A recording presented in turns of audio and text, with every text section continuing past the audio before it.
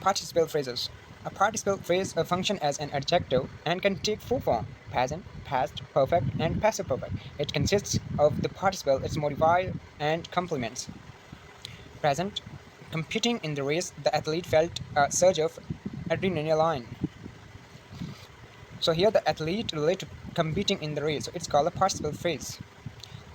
When we talk about the past sentence or tense, bothered by her husband snoring, the woman kicked the poor man. So here, bothered by her husband snoring relate to the woman. So it's called bothered by her husband snoring is called a participle phrase.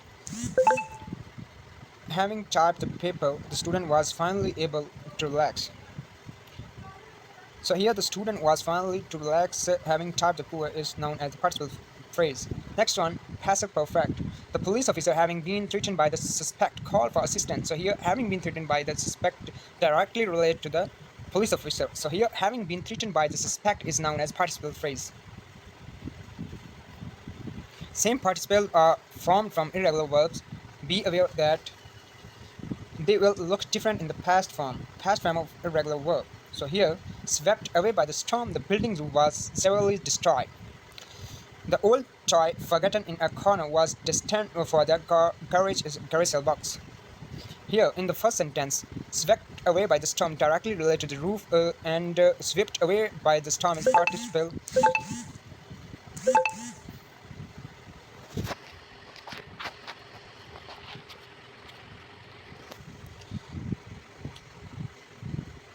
Now next we will talk about the old toy forgotten in a corner was destined for the garage sale box. So here forgotten in a corner related to old toy and is known as forgotten in a corner is known as participle phrase.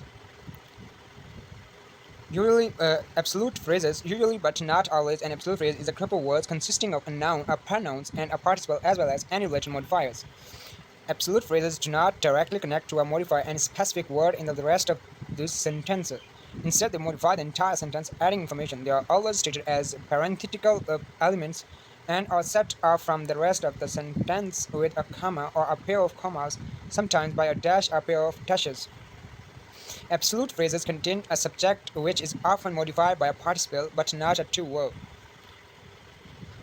The absolute phrase may appear at the end of a sentence. For example, the hunters rested for a moment in front of the shack breeze gathering in the frosty air. The absolute phrase may also appear at the beginning of the sentence. Breathings gathering in the frosty air, the hunters rested for a moment in front of the shack. And occasionally, an absolute phrase is a position between the subject and verb. For example, the hunters' breaths gathering in the frosty air to rest for a moment in front of the shack. Look, more example of absolute phrases. The season being over, they were mobbed by fans in Times Square. The old firefighter stood over the ruins' eyes, watching from the intense smoke. And another example is subordinates, their faces tracked and smug, with ash leaned heavily against the fire truck.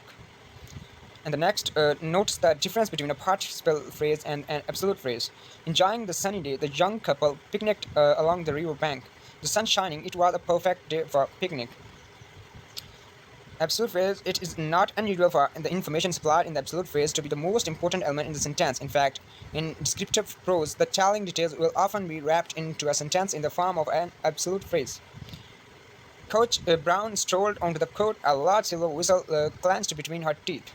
Next example, the new recreates stood in one corner of the gym, their faces betraying their anxiety.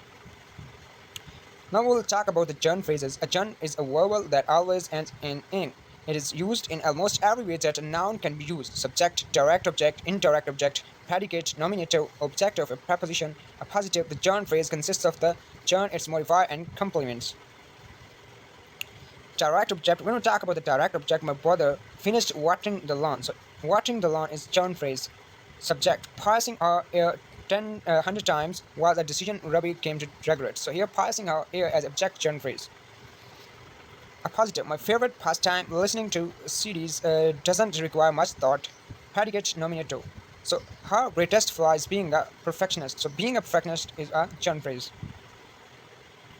So let me talk about the infinitive phrases. An infinitive phrase is a verb form that usually begins with word to.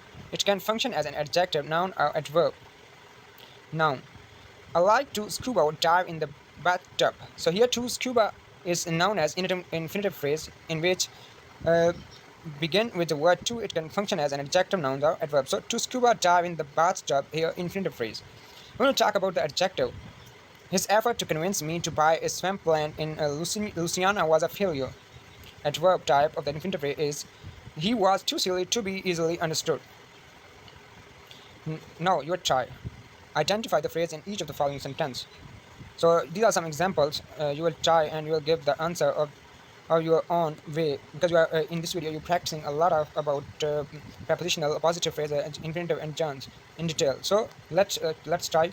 During cold, lemonade refreshed me. So here, drinking cold lemonade. What is that kind of phrase? And the computer needs to be repaired. It's your assignment. Please try this.